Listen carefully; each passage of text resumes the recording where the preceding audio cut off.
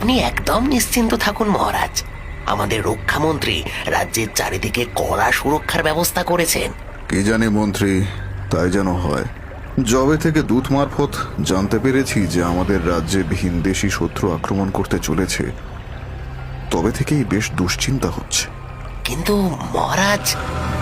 মন্ত্রীর কথা শেষ হলো না, তার আগেই মহারাজের চোখ গেল নদীর দিকে। তিনি বিস্ফারিত চোখে দেখলেন এক যুবতী নদীর জলে ডুবে যাচ্ছে। বাঁচার জন্য সে যেন প্রাণপণে চেষ্টা করছে। মহারাজ মুহূর্তের মধ্যে তার কাছে দাঁড়িয়ে থাকা সৈন্যদের দিকে তাকিয়ে চিৎকার করে বললেন, সৈন্য, শিগগির যাও, ওই দেখো একটা মেয়ে নদীর জলে ডুবে যাচ্ছে, তাড়াতাড়ি!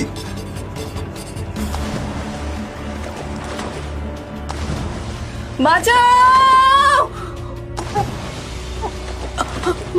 বাঁচাও!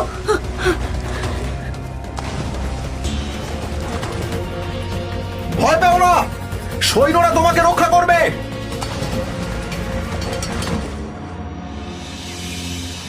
হ্যাঁ হ্যাঁ হ্যাঁ হ্যাঁ, ওকে এখানে শুইয়ে দাও। ভয় পেও না, তুমি এখন একদম সুরক্ষিত রয়েছো। এত অপরূপ সুন্দরী কন্যা এই নদীর মধ্যে কি করছিল? কন্যা, তোমার বাড়ি কোথায়?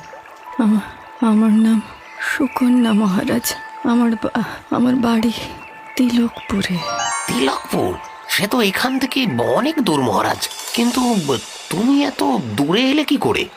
মহারাজ মহারাজ, আমাদের সাথী সৈন্য কেমন করছে দেখুন, ওর মুখ দিয়ে যেন গ্যাজেলা বেরোচ্ছে। সে কি? ও তো এক্ষুনি এই কন্যাকে জল থেকে উদ্ধার করে নিয়ে এলো, হঠাৎ কি হলো? আরে প্রশ্ন উত্তর পরে করা যাবে, এখন তাড়াতাড়ি ওকে রাজবৈদ্যর কাছে নিয়ে যাও। আর মন্ত্রী, এই কন্যাকে তার বাড়িতে পাঠাবার ব্যবস্থা করো। দোহাই মহারাজ, আমাকে দয়া করুন। দরকার হলে নিজের হাতেই আপনি আমাকে হত্যা করে দিন, কিন্তু আমাকে আবার আপনি বাড়ি পাঠাবেন না। কেন এরকম করছো বলো তো?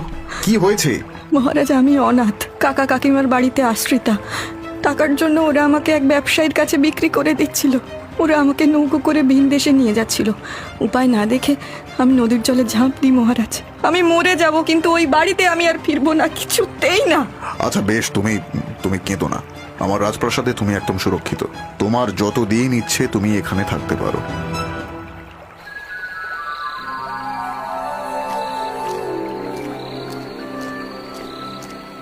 তুমি ভালোই হলো, তোমার সঙ্গে দেখা হয়ে গেল। আমি তোমাকেই খুঁজছিলাম। প্রণাম মহারাজ। আমাকে খুঁজছিলেন? কিন্তু কেন মহারাজ? আসলে সেই দিনের পরে একটু ব্যস্ত হয়ে গিয়েছিলাম, তাই তোমাকে আর জিজ্ঞাসা করার সময় পাইনি। তোমার এখানে কোনো সমস্যা হচ্ছে না তো? না মহারাজ, আমি খুব ভালো আছি। আপনি নিজে জিজ্ঞেস করতে এলেন? তাতে কি, রাজ্যটা যখন আমার, তখন এর মধ্যে যারা আসছে বা থাকছে তাদের দায়িত্ব তো আমারই নেওয়া উচিত, তাই না? আচ্ছা, আমি আসি। মহারাজ, ক্ষমা করবেন, কিন্তু কিছুদিন ধরেই দেখছি রাজ্যের মধ্যে সুরক্ষা ব্যবস্থা অত্যন্ত কড়া। তার উপরে আজকে সকালে দেখলাম প্রতিটি ব্যক্তিকে আপাদমস্তক তল্লাশি করে তবেই প্রাসাদে ঢুকতে দেওয়া হচ্ছে।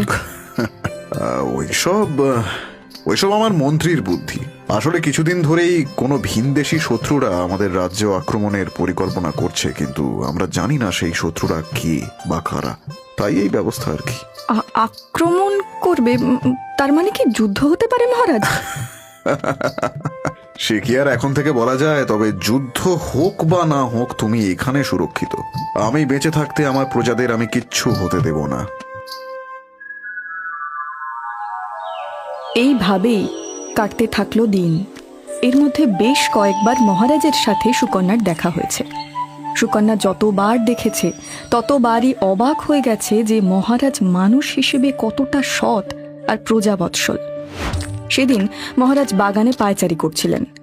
হঠাৎই সুকন্যা সেখানে এলো।